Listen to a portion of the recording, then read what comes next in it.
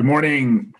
Today we're going to continue our study of not only Mesopotamia, but the academic skill of reading, highlighting for key information, and then turning those highlights into notes. So reading, highlighting, notes. So we're going to continue that today. So if you don't already, please get out your themes chart that you made a copy of last week and your tech book. And if you don't have those two things out, pause the video and get them out. I'm going to go ahead and share my screen. And here's the tech book, and here's the themes chart. I'm going to start with the themes chart because I'm going to set you guys up and tell you what you're going to be looking for today. Okay, sorry, I got interrupted there. We are sharing my screen. I'm out my themes chart, so I'm going to write down the themes, not the themes, the innovations that we're going to be looking for today in our tech book. So this is the first time we've really used this theme chart. We've got Mesopotamia. Make sure you're on Mesopotamia. Geography, economy, government, social structure, innovations. That's what we're going to be focusing on today. That's today's theme.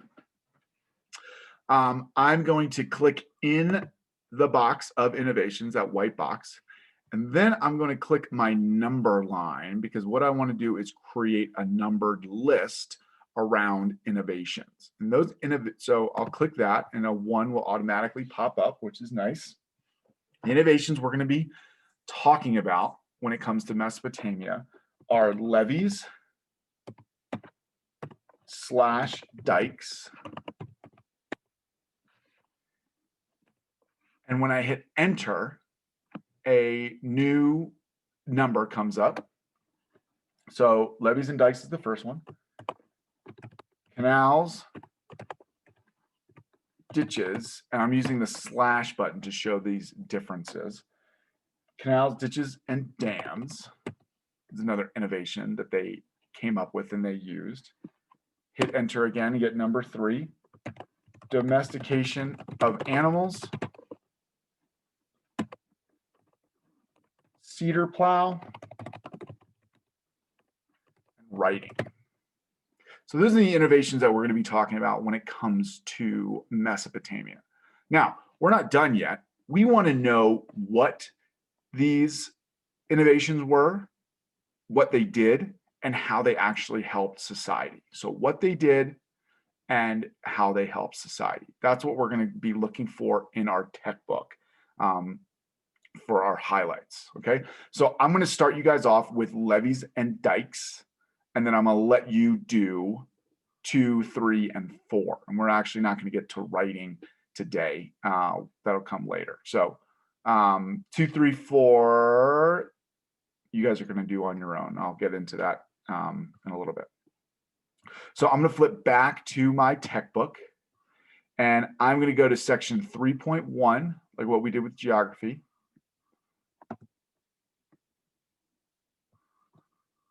Explore, the Explore tab, and I'm going to go to page 4.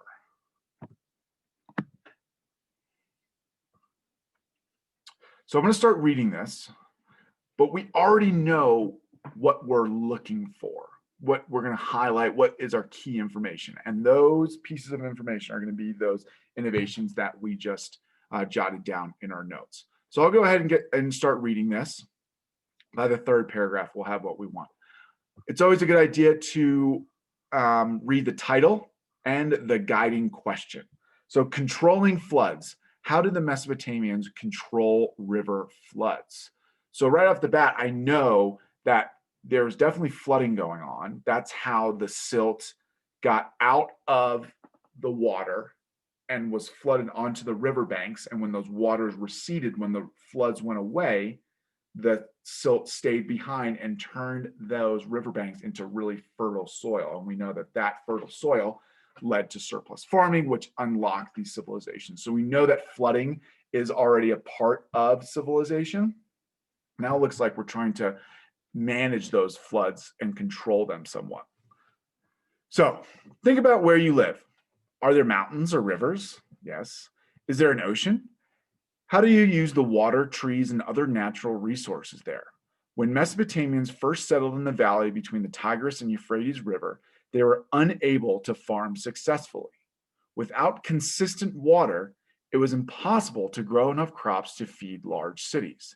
They needed to harness the water that was in the rivers, and they did it through irrigation systems. So, irrigation systems are basically bringing water to where you want it to go. So, it's like a way of controlling water. The flooding of the Tigris and Euphrates rivers every spring brought both benefits and drawbacks.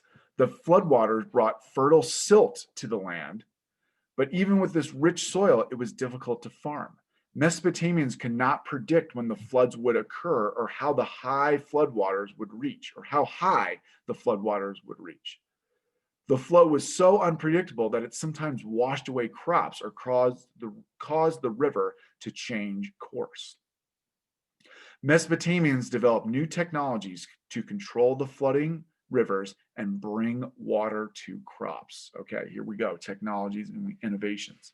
They built tall embankments called levees or dikes. Oh, there it is right there. So I'm going to highlight levees or dikes.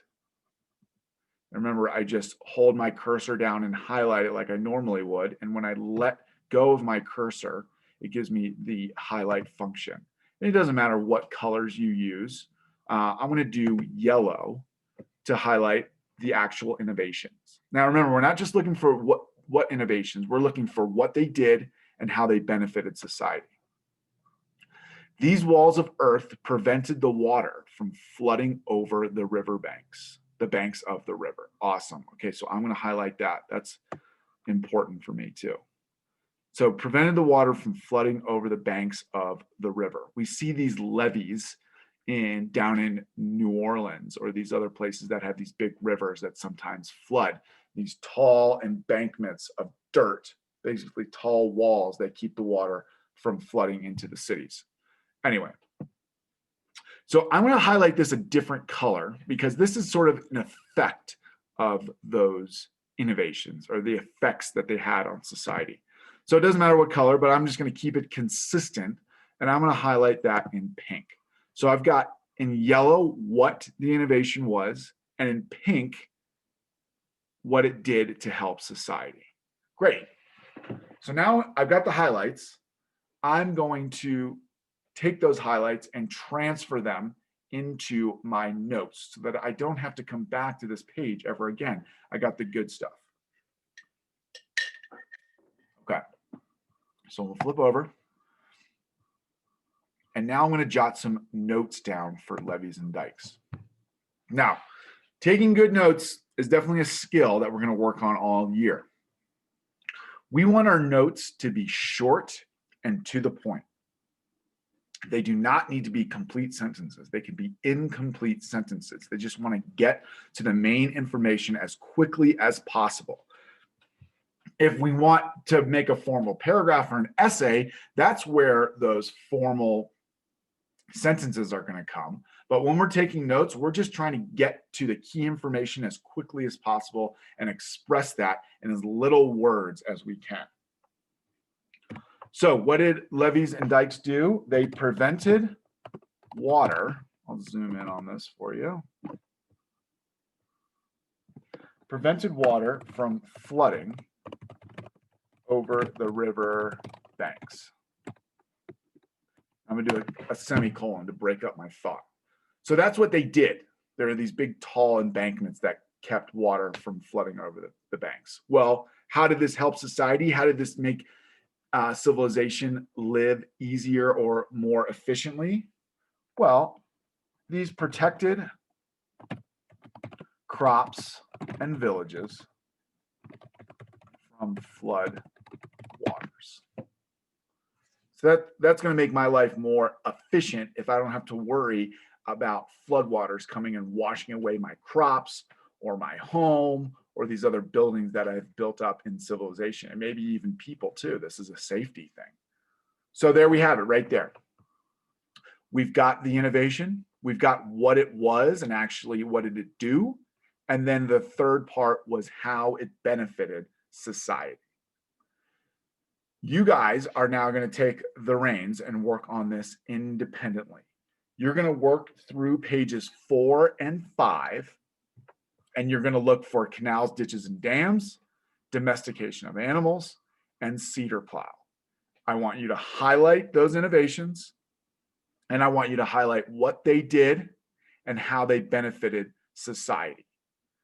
You're going to take those highlights and then transfer them back into your notes. So by the end of this activity, you will have notes for number 1, number 2, number 3, and number 4. And again, you're going to find this information on 3.1, pages 4 and 5. Good luck, and let me know if you have any questions.